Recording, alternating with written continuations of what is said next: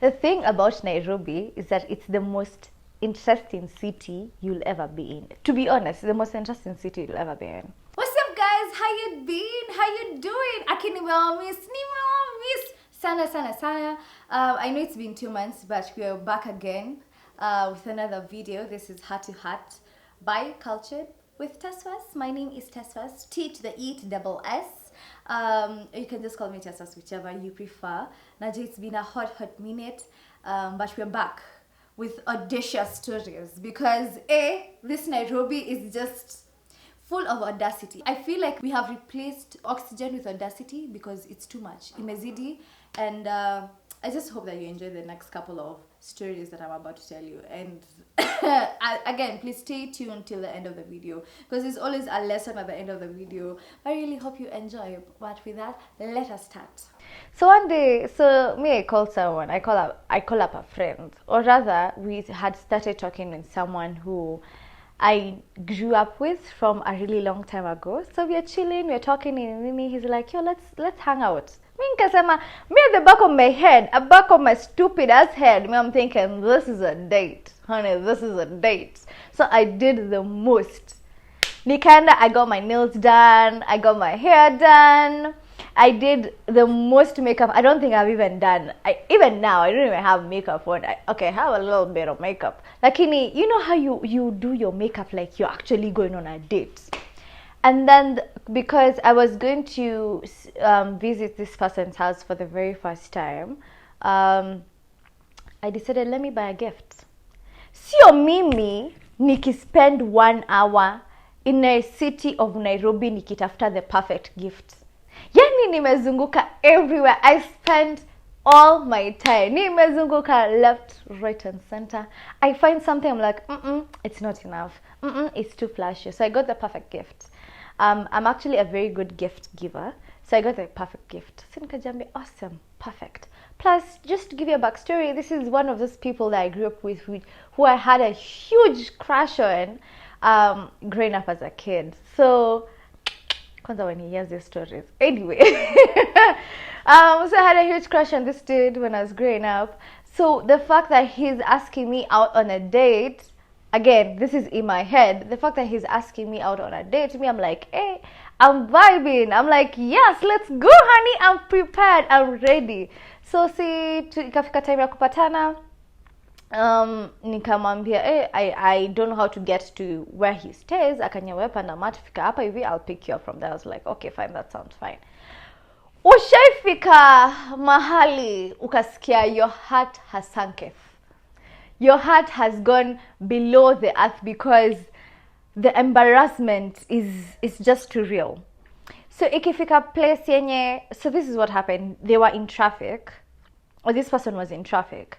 So he's driving into traffic, like ni roundabout, ilikuwa pale bypass. Nisa bypass gani? Sasa niambiaje? Bypass ya pale ya Kamakis. Watu wangu wa Kanyama. You guys know. So ni ile bypass ya Kamakis walikuwa kwa traffic. So the car is coming like this. Akaniambia wewe ingia kwa gari, akaniambia the plate of the car, nikasema is it sawa. So I go to open the car door. Of course, kama like I don't know what it was in my head. My head ikanyambia fungua mlango ya shotgun. Nikienda kufungua mlango ya shotgun, haifunguki. So at the back of my head I was like, maybe there's another nigga seated at the shotgun seat, because I mean, it only makes sense. Nikafungua mlango ya nyuma, nikakaa, nikaekelea vitu zangu chini, nikageuka hivi, nikasema, oh hi guys. My heart sank. At that point, Yani had even created this whole scenario of how the relationship was gonna take off. You know how you create scenarios of like a relationship in your head? Nigga. Guy! I was a third wheel to my own damn date. Imagine. I've gone on a date. Turns out I'm the third wheel. I'm out here third wheeling. And then the most, the thing that made me sit down and really, like, unakachino juliza, I need to think about my life. I need to think about my life choices is, I stayed for the whole date.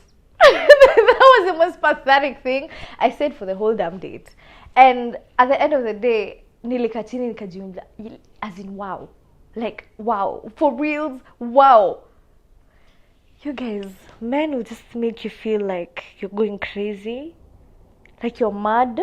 But here's the question: was I mad to think that it was a date, considering everything that had happened? Like, he called me, we'd have been talking and everything, or was I, or did I create it in my head? So this is the thing that I'm learning. Sometimes what you feel isn't what the other person feels, right? And it's very easy for you to get those two things confused.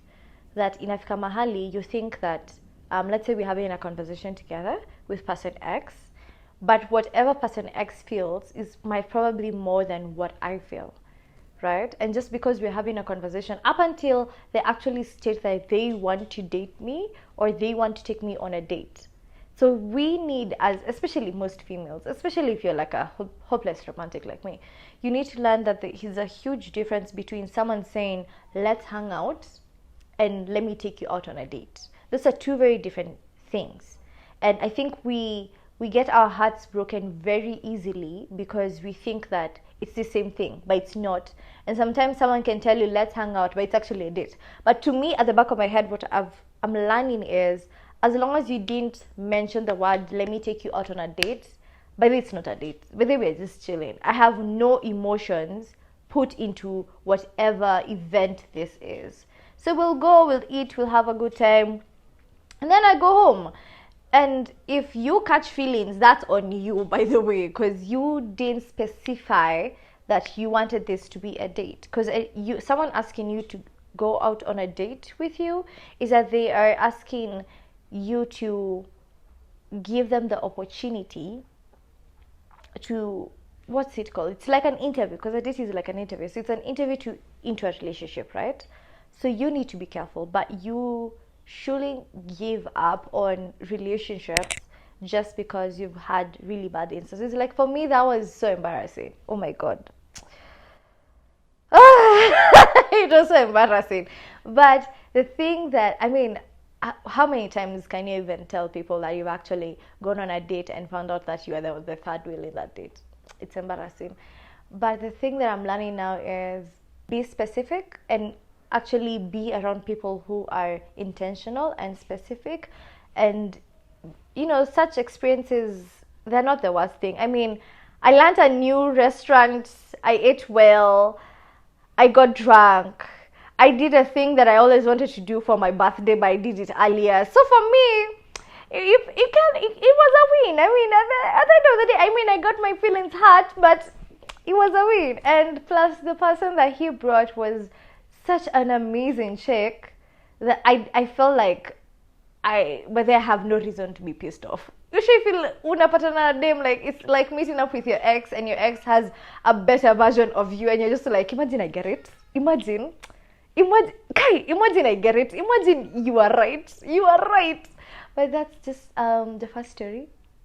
I hope that you learned from this, not from my mistakes, but from giving yourself an opportunity to be there. I mean, don't hold yourself back from dating people, but if you are liking someone, you need to ask. You can even ask, you can specify and ask, is this a date or is this just a hangout, so that you know when to place your emotions into something and when not to place your emotions in something. And I hope that helps you navigate living in Nairobi in some sort of way. I just hope that it helps you, because Nairobi is tough. Nairobi is tough. It will break your heart. Nairobi is difficult, but it is the most lively city in the world, and I don't think I'd ever want to live anywhere else. And with that, I hope I see you again. Bye.